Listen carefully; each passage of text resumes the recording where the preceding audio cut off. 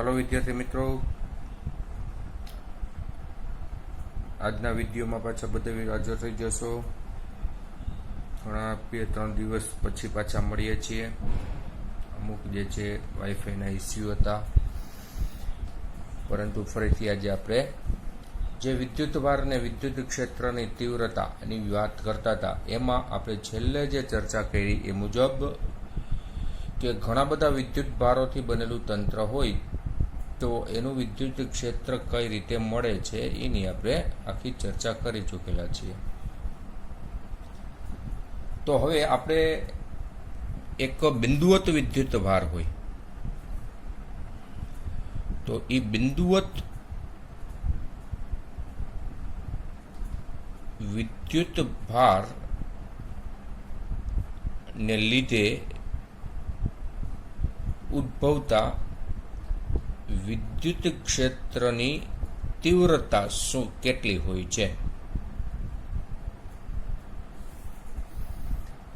કે ધારો કે કોઈ એક બિંદુવત વિદ્યુત ભાર પસંદ કરો કે અહીંયા આગળ આપણે બિંદુવત વિદ્યુત ભાર છે Q.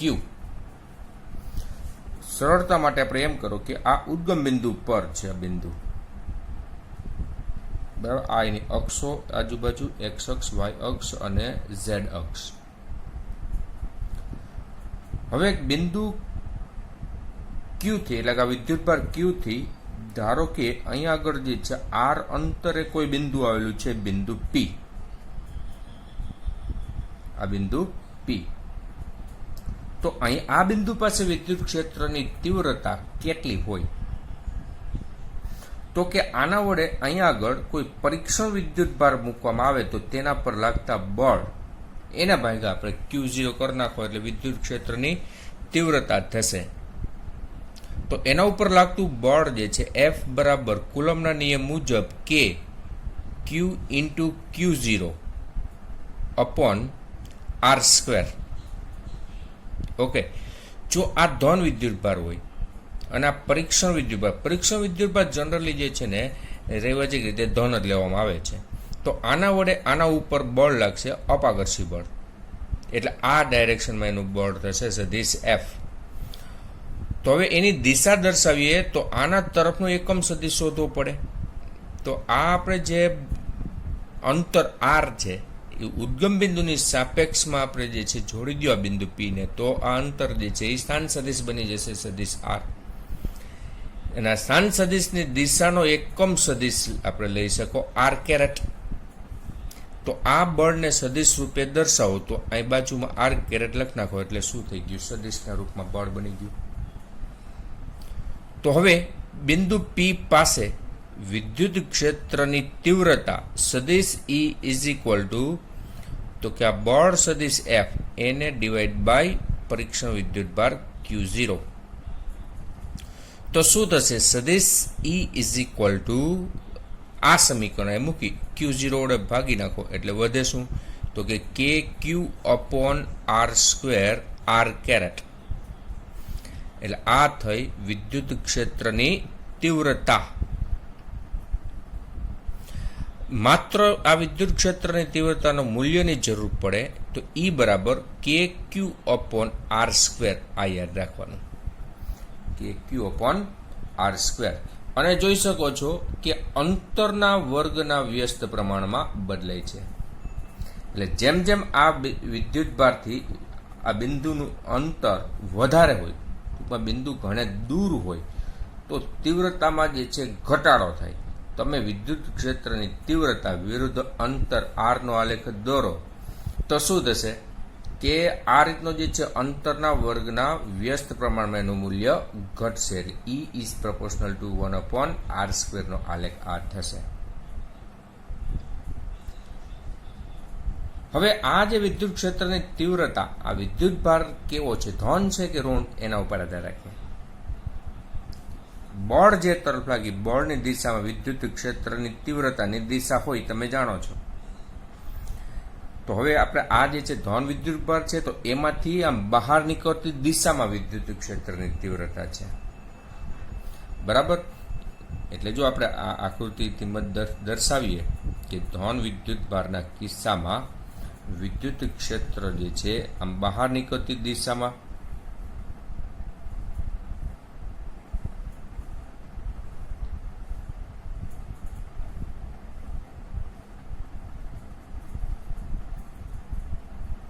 અને એ જ રીતે ઋણ વિદ્યુત ભાર હોય તો આ વિદ્યુત ક્ષેત્ર, આ ઋણ વિદ્યુત ભાર હોય એટલે આ આર કેરેટ જે છે અહીંયા માઇનસ ક્યુ મૂકશો એટલે માઇનસ આર કેરેટ થઈ જાય, એટલે આ તરફ બળ થઈ જશે અને એ જ દિશામાં વિદ્યુત ક્ષેત્ર થશે, એટલે આની ડાયરેક્શન અંદર તરફ આવશે. આ વિદ્યુત ક્ષેત્રની તીવ્રતા ઋણ વિદ્યુત ભાર હોય મિત્રો તો અંદર તરફ એની દિશા દર્શાવવાની. એટલે આ જે છે એનું આપણે આકૃતિ સ્વરૂપમાં નિરૂપણ કર્યું છે. અને વિદ્યુત ક્ષેત્ર રેખાઓ પણ કહેવાય, આપણે દોરી છે તે, બરાબર, જે આપણે આગળ ચર્ચા કરશું વિદ્યુત ક્ષેત્ર રેખાઓ શું દર્શાવે છે. ક્લિયર? આટલી વસ્તુ ખ્યાલ આવ્યો? હવે વિદ્યુત ડાયપોલ નવો આપણો જે છે પોઈન્ટ જે છે જુઓ.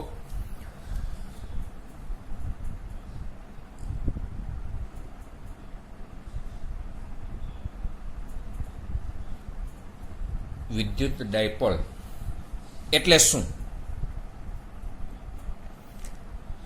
કે બે સમાન મૂલ્યના અને વિજાતીય પ્રકારના વિદ્યુત ભારો પસંદ કરો.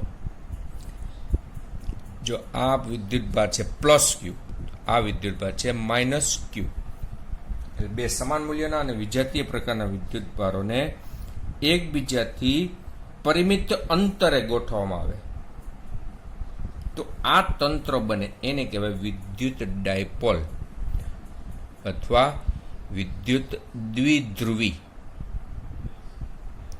ગુજરાતીમાં કહેવાય વિદ્યુત દ્વિધ્રુવી. બરાબર છે? હવે આ જે તંત્ર બન્યું એમાંનો કોઈ પણ એક વિદ્યુત ભારનું મૂલ્ય લેશો, ધારો કે ક્યુ, અને આ બંને વિદ્યુત ભારો વચ્ચેનું અંતર ધારો કે 2a, એ બંનેનો ગુણાકાર કરો તો એને કહેવાય વિદ્યુત ડાયપોલ મોમેન્ટ, એને P વડે દર્શાવે છે. વિદ્યુત ડાયપોલ મોમેન્ટ અથવા દ્વિધ્રુવી ચાક માત્રા, દ્વિધ્રુવી ચાક માત્રા એટલે P is equal two Q into 2a. વિદ્યુત ડાયપોલ મોમેન્ટ એ સદિશ રાશિ છે, તેની દિશા ઋણ વિદ્યુત ભારથી ધન વિદ્યુત ભાર તરફ લેવામાં આવે છે. યાદ રાખજો, ને ડાયરેક્શન કઈ બાજુ? ઋણ વિદ્યુત ભારથી ધન વિદ્યુત ભાર તરફ. આ ડાયરેક્શન છે વિદ્યુત ડાયપોલ મોમેન્ટની દિશા સૂચવે. તમને એમ કે આ ડાયપોલનો કુલ વિદ્યુત ભાર કેટલો? ડાયપોલનો કુલ વિદ્યુત ભાર કહે તો શૂન્ય થશે, કારણ કે એમાં બે વિદ્યુત ભારો છે સમાન મૂલ્યના અને વિજાતીય પ્રકારના, તો તમે એનો બેઝિક સરવાળો કરો એટલે કેટલો થઈ જવાનો છે? 0 થઈ જશે. પરંતુ એનું વિદ્યુત ક્ષેત્ર જે છે એ શૂન્ય હોતું નથી. વિદ્યુત ક્ષેત્ર શૂન્ય નથી કારણ કે આ બંને વિદ્યુત ભારો જે છે ને એક જ બિંદુ પાસે નથી, જુદા જુદા સ્થાને છે, એટલે એને લીધે એની વિદ્યુત ક્ષેત્રની તીવ્રતા મળશે. હવે આની અંદર દાખલા તરીકે આપણે આ ડાયપોલ જે છે એના બંને વિદ્યુત ભારોમાંથી પસાર થતી રેખા ઉપર કોઈ બિંદુ પસંદ કરવામાં આવ્યું હોય, બરાબર. આ રેખા છે, બરાબર. ધારો કે આ ઝેડ અક્ષ છે. શું છે આ? ઝેડ અક્ષ. એના ઉપર કોઈ બિંદુ પસંદ કરો, અહીંયા P, કે જે બિંદુનું આ ડાયપોલના મધ્ય બિંદુથી અંતર R જેટલું છે, અથવા ઝેડ અક્ષ ઉપર છે તો Z લઈ લો, બરાબર.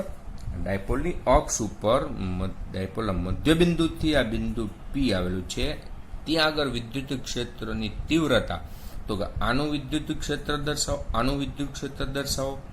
આ અંતર જે છે કેટલું થશે?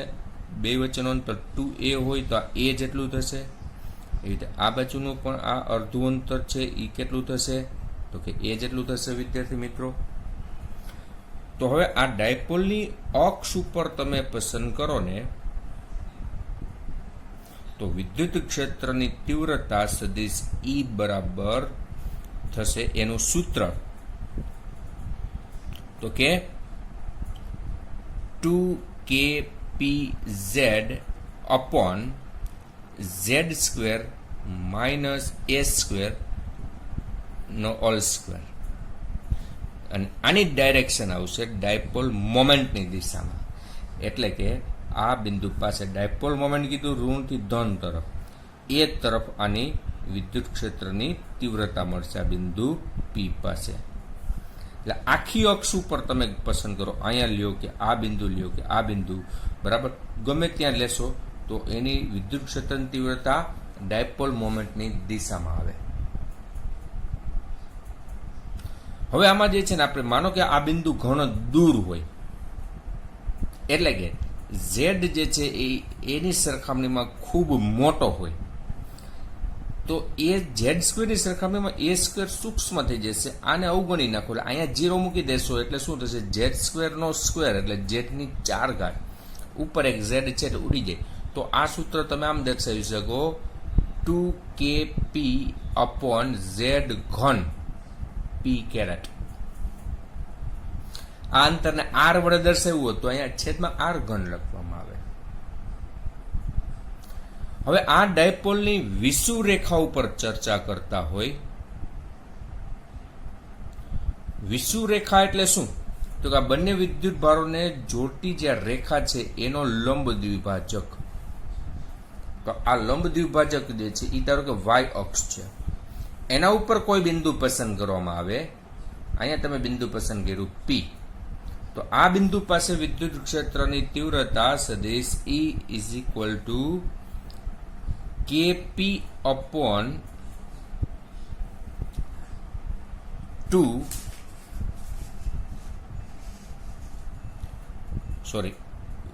y square plus a square raise to 3/2 kp upon y square plus a square raise to 3/2.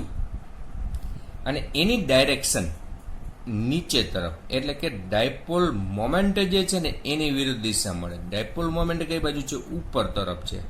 એની વિરુદ્ધ દિશામાં આ વિદ્યુત ક્ષેત્રની તીવ્રતા મળે. એટલે આપણે આગળ માઇનસ P કેરેટ દર્શાવી દો એટલે એની દિશા સૂચવે. સૂત્ર યાદ રાખજો વિદ્યાર્થી મિત્રો, minus kp upon y square plus a square raise to 3/2 P caret.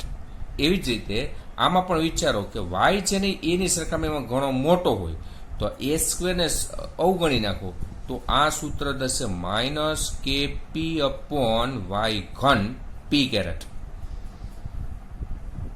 એટલે y જે છે શું છે? ડાયપોલ મધ્ય બિંદુથી આ વિષુવ રેખા પર બિંદુ જે આપેલું છે એનું અંતર r વડે દર્શાવી શકો, આમાં r વડે દર્શાવી શકો. આ બંને ઉપરથી આપણે કહી શકીએ છીએ કે આ અંતરના ઘનના વ્યસ્ત પ્રમાણમાં બદલાય છે. જો આ z અને y એને r વડે દર્શાવ્યો હોય તો શું થશે? અંતરના ઘનના વ્યસ્ત પ્રમાણમાં આ વિદ્યુત ક્ષેત્રની તીવ્રતા બદલાય છે એમ કહી શકાય. તો આપણે આ જે ચર્ચા કરી છે એ આપણે માત્ર યાદ રાખજો એની અક્ષ ઉપર અને એની વિષુવ રેખા ઉપર જ આ વિદ્યુત ક્ષેત્રની તીવ્રતા સૂચવેલી છે. બાકીના આજુબાજુના કોઈ બિંદુ પાસેની આ વિદ્યુત ક્ષેત્રની તીવ્રતા માટે આ સૂત્ર લાગુ ન પડે, ખાસ યાદ રાખજો. બરાબર છે? હવે માનો કે આપણે એની આજુબાજુનું કોઈ બિંદુની વાત હોય, ત્યાં વિદ્યુત ક્ષેત્રની તીવ્રતા દર્શાવી હોય તો શું કરવું પડશે? જુઓ,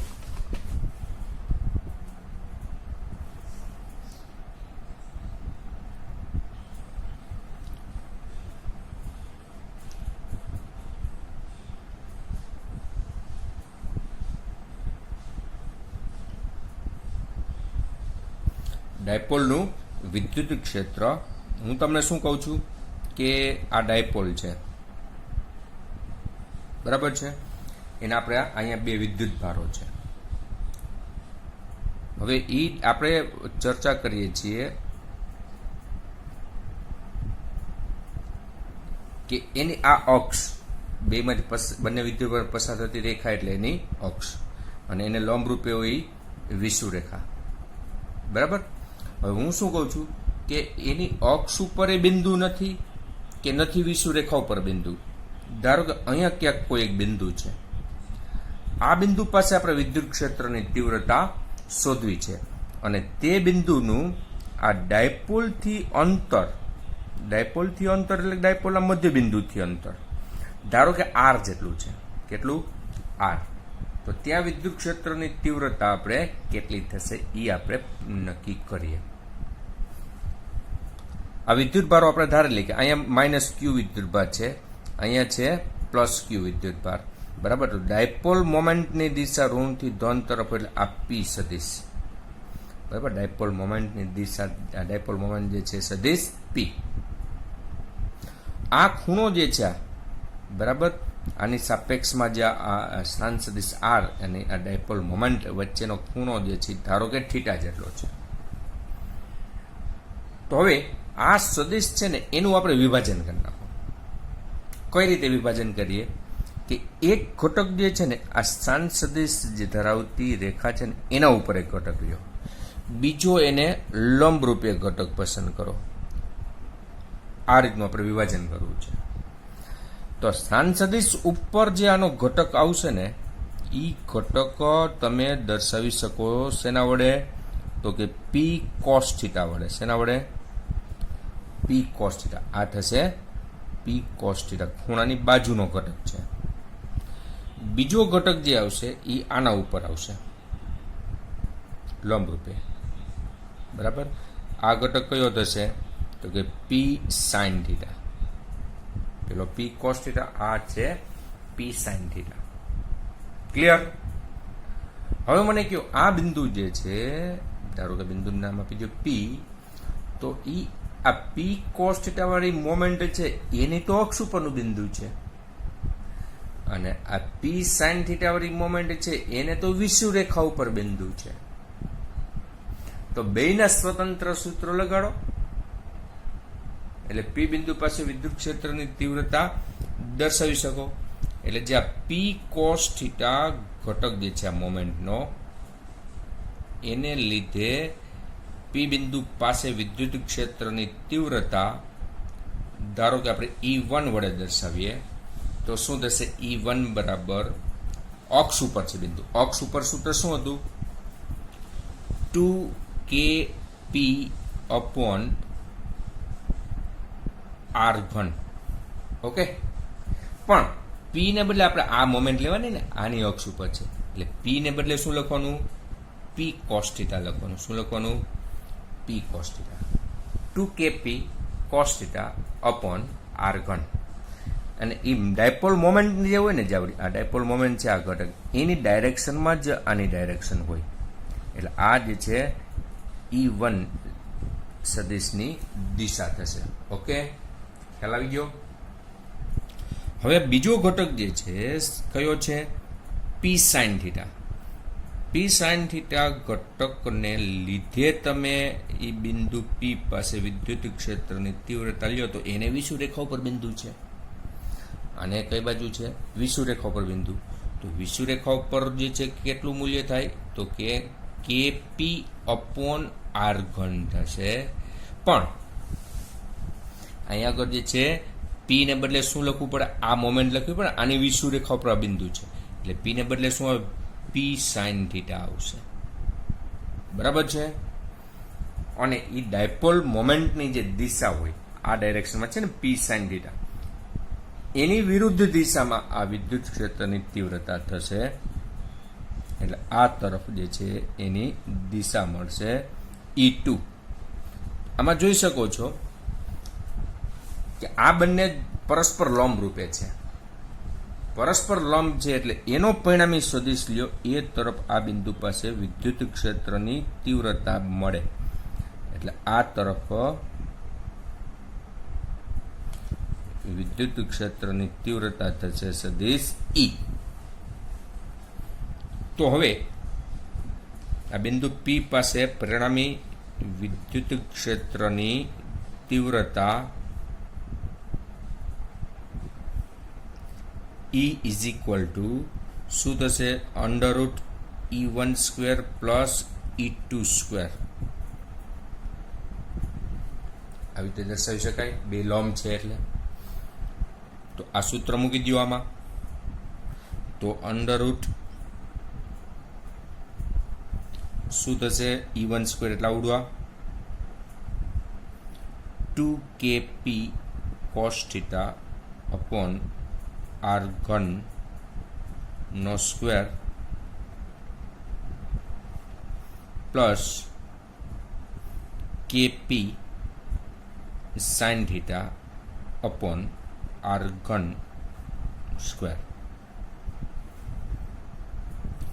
હવે જો kp અને r3 બેમાં કોમન છે, એના સ્ક્વેર છે, કોમન કાઢી નાખો. વર્ગમૂળ છે, વર્ગમૂળ કાઢો એટલે આમ થશે kp upon r3. તો વર્ગમૂળમાં શું વધ્યા? તો કે અહીંયા 2 બરાબર, 2 cos θ એનો સ્ક્વેર એટલે શું થશે?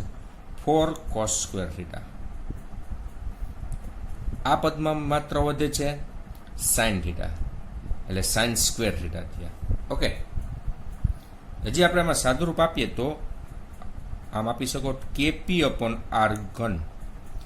અહીંયા આગળ આ 4 cos² θ છે, એને બદલે આપણે આમ લખીએ 3 cos² θ પ્લસ cos² θ એટલે 4 cos² θ થઈ ગયા પ્લસ sin² θ. તો cos² θ પ્લસ sin² θ એટલે 1 થઈ જાય. એટલે kp upon r3 under root 3 cos² θ plus 1.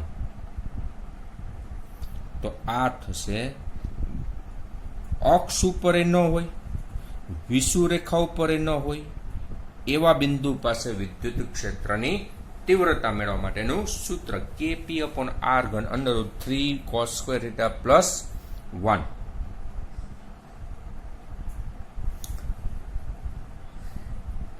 આ એની જે છે ડાયરેક્શન થઈ, બરાબર. હવે આની અંદર તમે જો કે આ આપણે જે છે ને જો આવડી આ મૂળ જે ડાયપોલ જે છે એની આ દિશા છે એની સાથે આવડો આ ખૂણો થયો થીટા, એ ખૂણો તમને આપી દીધો હોય, બરાબર. હવે આ ખૂણો તમે મેળવી લ્યો, ધારો કે તમે કહી દો 5, તો એની સામેની બાજુ થશે E2, પાછળની બાજુ થશે E1. આ E2 upon E1 કરો એટલે tan phi થાય, એના પરથી 5 મળી જાય. પણ થીટા પ્લસ 5 કરો એટલે એની ડાયરેક્શન મળશે. સમજી ગયા? આ થીટા પ્લસ 5 એટલે શું થશે? કોઈ દિશામાં છે એ મેળવી શકો. ખ્યાલ આવ્યો વિદ્યાર્થી મિત્રો? બરાબર. હવે નવા જે છે આપણે પોઈન્ટમાં જોઈએ.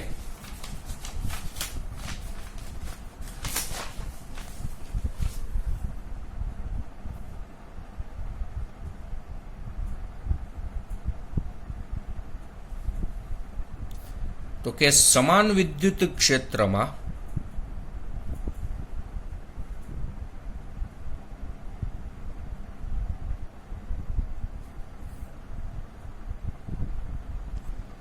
વિદ્યુત ડાયપોલ પર લાગતું ટોર્ક.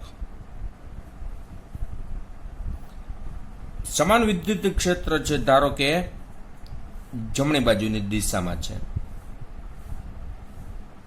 ઓકે મિત્રો, હવે આ વિદ્યુત ક્ષેત્રની તીવ્રતા છે સદિશ E, એટલે બધા બિંદુઓ પાસે વિદ્યુત ક્ષેત્રની તીવ્રતા એક સમાન હોય. હવે આમાં આપણે એક વિદ્યુત ડાયપોલ ગોઠવવામાં આવે. ધારો કે આ બિંદુ પાસે એનો ધન વિદ્યુત ભાર છે +q અને આ બિંદુ પાસે છે ઋણ વિદ્યુત ભાર -q. ડાયપોલ મોમેન્ટ ઋણથી ધન આ તરફ જે છે ડાયપોલ મોમેન્ટની દિશા થશે. એ વિદ્યુત ક્ષેત્ર સાથે ખૂણો બનાવે છે θ.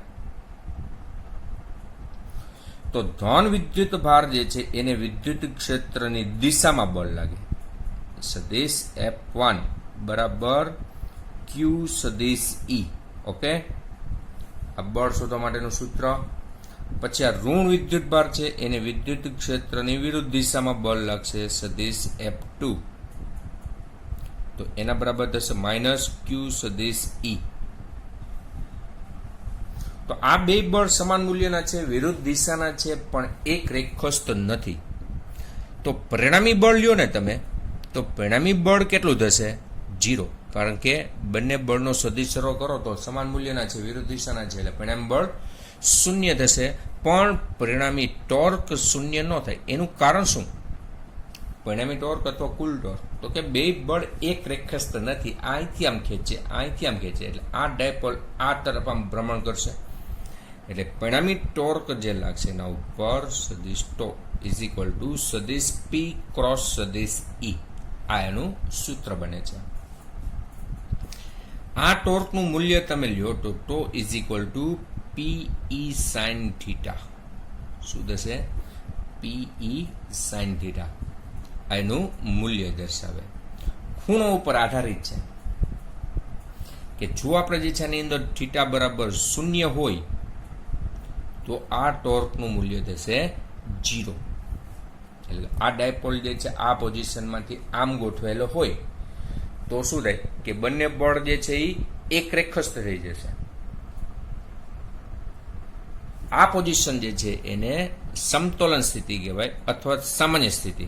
ડાયપોલ જે છે એ સામાન્ય સ્થિતિમાં છે એમ કહેવાય.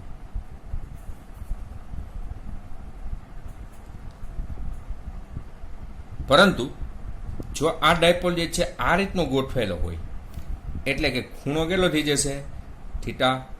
તો કે 180 ડિગ્રી. તો ટોર્કનું મૂલ્ય કેટલું થશે? Sign 180 degree. સાઇન 180 ડિગ્રી એટલે પણ શું થશે? 0. એટલે ટોર્કનું મૂલ્ય જે છે આવશે 0. પરંતુ ઈ પોઝિશનમાં ડાયપોલ ગોઠવાયેલો હોય, આખો જે છે ડાયપોલ આમ ઉલટો ગોઠવાયેલો હોય તો ત્યારે આના ઉપર અહીંયા ધન વિદ્યુતભાર છે, અહીંયા ઋણ વિદ્યુતભાર છે, બરાબર? તો ધન વિદ્યુતભારને આ તરફ બળ લાગે, ઋણ વિદ્યુતભારને આ તરફ બળ લાગે, એટલે બે બળ એક રેખસ્થ છે. ઓકે, સમાન મૂલ્યના છે, વિરુદ્ધ દિશામાં છે, એટલે ટોર્ક 0 થશે, બળ પણ 0 છે જ. પણ આ પોઝિશનમાંથી તમે એને સેજ આમ ફેરવું તો શું થાય? બે બળ એક રેખસ્થ રહેશે નહીં. પણ અહીંથી તમે મૂકી દો એટલે ડાયપોલ પાછો મૂળ પોઝિશનમાં નહીં આવે, પરંતુ આ બળ આમ ખેંચે, આ બળ અહીંથી આમ ખેંચે, એટલે આ ડાયપોલ આવીને અડધું ભ્રમણ કરી અને એની સામાન્ય સ્થિતિ પ્રાપ્ત કરે. બરાબર છે? એટલે આના સામાન્ય સ્થિતિમાંથી આપણે ડાયપોલને જે છે આપણે કોઈ પણ થીટા ખૂણે ફેરવવો હોય, 90 ડિગ્રીના ખૂણે કે 180 ડિગ્રીના ખૂણે ફેરવું, તો એના ઉપર શું કરવું પડશે? આ જે ટોર્ક લાગે છે એની વિરુદ્ધ બાહ્ય ટોર્ક લગાડવું પડે, એટલે કે કાર્ય કરવું પડશે એના ઉપર. ક્લિયર? આ આપણે જે સામાન્ય સ્થિતિ અથવા સંતુલિત સ્થિતિ કહી શકો, બરાબર? આ જે છે અસંતુલિત સ્થિતિ પણ દર્શાવી શકો.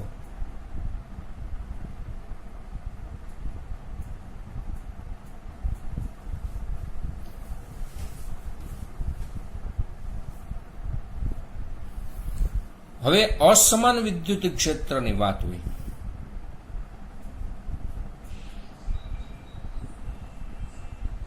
કે અસમાન વિદ્યુત ક્ષેત્રમાં વિદ્યુત ડાયપોલ ગોઠવવામાં આવે તો એની વર્તણૂક કેવી થશે? બરાબર? સમજો કે અસમાન વિદ્યુત ક્ષેત્ર હોય, બરાબર? એટલે એમાં જુદા જુદા બિંદુ પાસે વિદ્યુત ક્ષેત્રની તીવ્રતા જે છે જુદી જુદી હોય, એટલે વિદ્યુત ક્ષેત્રની તીવ્રતાનું મૂલ્ય પણ જુદું જુદું હોય, દિશા પણ જુદી જુદી હોય. આની અંદર તમે જે છે ધારો કે અહીંયા એક ડાયપોલ ગોઠવવામાં આવ્યો કે અહીંયા એનો ધન વિદ્યુત ભાર છે અને આ બિંદુ પાસે ઋણ વિદ્યુત ભાર છે. તો અહીંયા વિદ્યુત ક્ષેત્રની તીવ્રતા અલગ છે, અહીંયા વિદ્યુત ક્ષેત્રની તીવ્રતા પણ અલગ છે. તો અહીંયા વિદ્યુત ક્ષેત્ર જે છે એને લીધે આના ઉપર લાગતું બળ, આ બિંદુ પાસે વિદ્યુત ક્ષેત્ર જે દિશામાં એ તરફ થશે, આ બળ જે છે ધારો કે સદિશ F1 બરાબર Q સદિશ E1 બરાબર, E1 એટલે આ બિંદુ પાસે તીવ્રતા, અહીંયા તીવ્રતા ધારો કે E2 છે, અને આ અહીંયા વિદ્યુત ક્ષેત્ર આ ડાયરેક્શનમાં હોય તો એની વિરુદ્ધમાં ઋણ વિદ્યુત ભારને બળ લાગશે. આ બળ જે છે એને આપણે દર્શાવો સદિશ F2, તો એના બરાબર થશે -q સદિશ E2. તો આ બે બળ જે છે જો મૂલ્યની દ્રષ્ટિએ સમાન નથી, દિશા પણ એક્ઝેક્ટ વિરુદ્ધ નથી, એટલે આના ઉપર જે છે પરિણામી બળ લાગે, પરિણામી બળ 0 ન હોય, અને એક રેખસ્થ બળ નથી એટલે પરિણામી ટોર્ક પણ લાગશે, એટલે પરિણામી ટોર્ક પણ 0 ન હોય. બંને પ્રકારનો અનુભવ કરશે, બળનો અનુભવ કરશે અને ટોર્કનો પણ અનુભવ કરશે. ક્લિયર? આટલું ખ્યાલ આવી ગયો? એટલે આવી વર્તણૂક જ જોવા મળશે આ વિદ્યુત ડાયપોલની.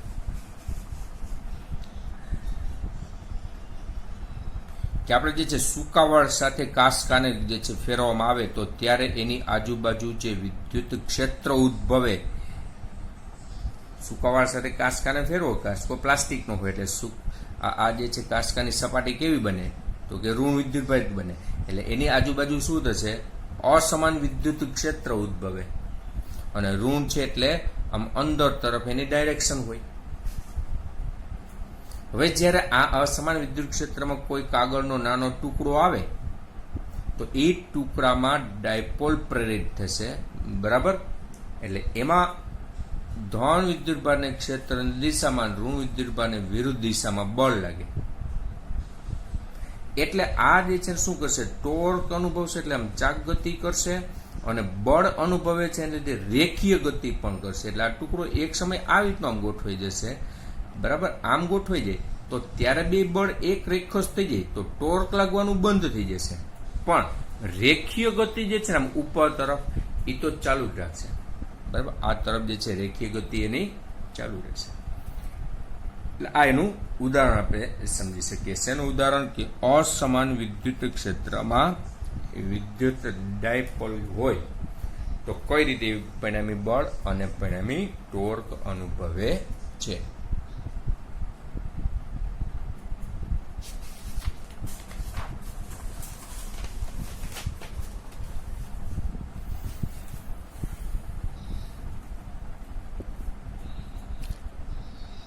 નેક્સ્ટ પોઈન્ટ આપણો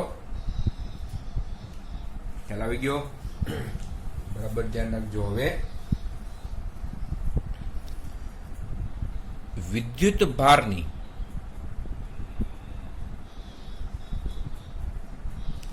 રેખીય ઘનતા, વિદ્યુત ભારની રેખીય ઘનતા એટલે શું? કે કોઈ રેખા પર વિદ્યુત ભાર પથરાયેલો હોય આ રીતે, તો આ વિદ્યુત ભારનું રેખીય વિતરણ કહેવાય. હવે આ રેખા ઉપર એકમ લંબાઈ દીઠ રહેલો વિદ્યુત ભાર એને કહેવાય વિદ્યુત ભારની રેખીય ઘનતા. તેની સંજ્ઞા છે લેમ્બડા. એટલે એકમ લંબાઈ દીઠ રહેલો વિદ્યુત ભાર, એટલે આ રેખા ઉપરનો ટોટલ વિદ્યુત ભાર એને ભાગ્યા ટોટલ લંબાઈ, એટલે શું થશે? વિદ્યુત ભારની રેખીય ઘનતા Q/L. વિદ્યુત ભારની રેખીય ઘનતાનો એકમ થશે કુલમ પર મીટર. શું થશે? કુલમ પર મીટર. ક્લિયર? બીજું, વિદ્યુત ભારની પૃષ્ઠ ઘનતા,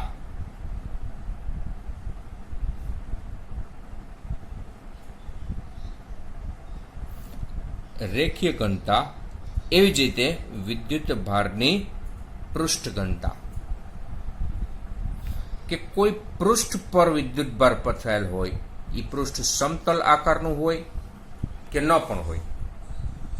દાખલા તરીકે કપડું છે, આપણે એ કપડા ઉપર વિદ્યુત ભાર પથરાયેલો હોય તો એ પૃષ્ઠ વિતરણ કહેવાય. કપડું ગમે એવી રીતે હોય, સમતલ આકારે ગોઠવેલું હોય કે વાંકાચૂકું સ્વરૂપે પણ હોઈ શકે. તો આના ઉપર વિદ્યુત ભાર પથરાયેલો હોય તો આ વિદ્યુત ભારનું પૃષ્ઠ વિતરણ કહેવાય.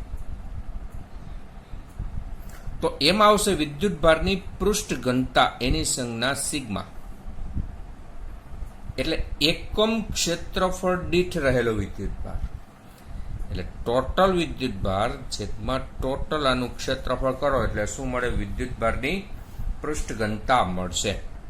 વિદ્યુતભારની પૃષ્ઠ ઘનતાનો એકમ થશે કુલંબ પર મીટર સ્ક્વેર.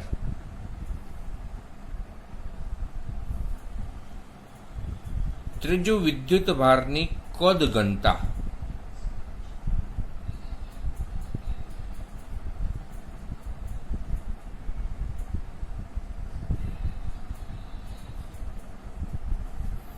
વિદ્યુતભારની કદ ઘનતા એટલે કે કોઈ ત્રિપરિમાણિક વસ્તુ હોય, ધારો કે નક્કર ગોળો છે, નક્કર નળાકાર, એવી કોઈ વસ્તુ છે, એમાં વિદ્યુતભાર સમાન રીતે પથરાયેલો હોય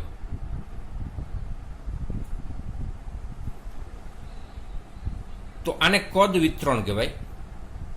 અને તેમાં એકમ કદ દીઠ સંગ્રહિત વિદ્યુતભાર એને કહેવાય વિદ્યુતભારની કદ ઘનતા. એની સંજ્ઞા છે રો. એટલે ટોટલ વિદ્યુતભાર છેદમાં આનું ટોટલ કદ થશે. એટલે આના પરથી આનો એકમ આપો એટલે થાય કુલંબ પર મીટર ઘન. કુલંબ પર મીટર ઘન.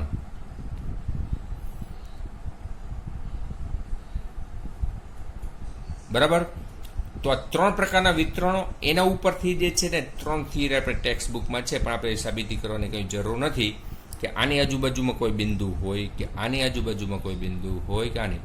તો ત્યાં આગળ વિદ્યુત ક્ષેત્રની તીવ્રતા શોધવામાં આવે છે, અથવા તો અહીંયા કોઈ વિદ્યુત ભાર મૂકવામાં આવે તો એના ઉપર લાગતું બળ શોધવામાં આવે છે.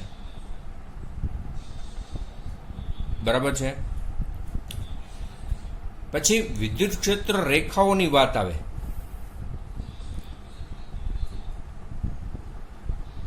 વિદ્યુત ક્ષેત્ર રેખાઓ. તો વિદ્યુત ક્ષેત્ર રેખાઓ જે છે એ કેવી છે?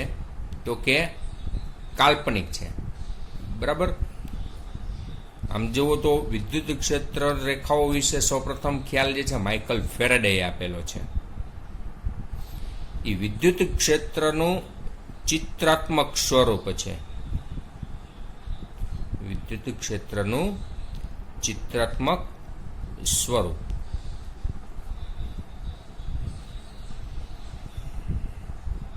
કે આપણે આગળ જે છે ધન વિદ્યુત ભારનું તંત્ર હોય તો એની વિદ્યુત ક્ષેત્ર રેખાઓ દર્શાવી તો આ રીતની બહાર તરફ હતી. બરાબર. ઋણ વિદ્યુત ભાર હતો તો એની વિદ્યુત ક્ષેત્ર રેખાઓ અંદર તરફ હતી, આ રીતે.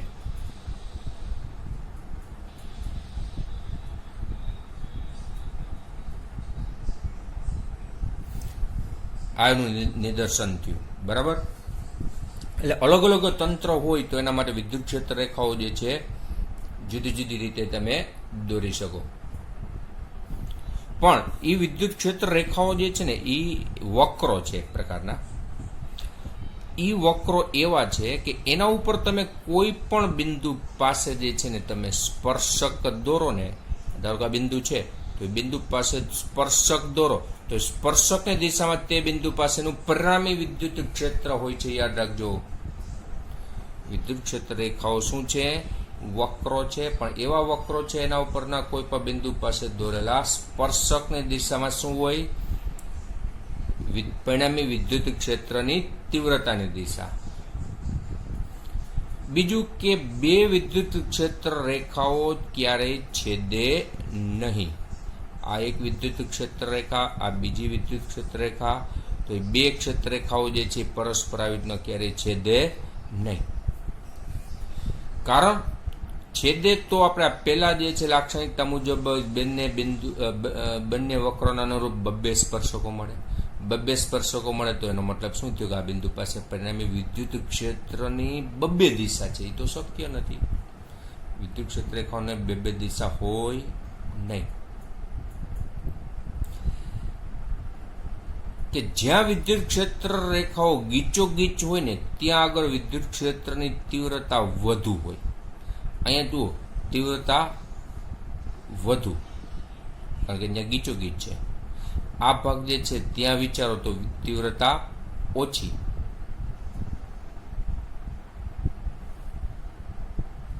બરાબર.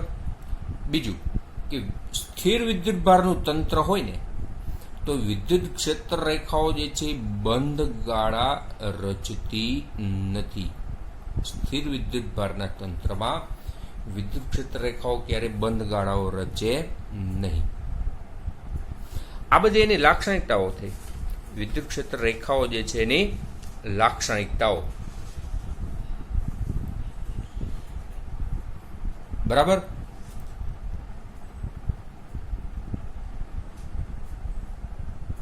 તો અહીંયા આગળ આપણે જે છે ને આજનો ટોપિક જે છે રાખીએ.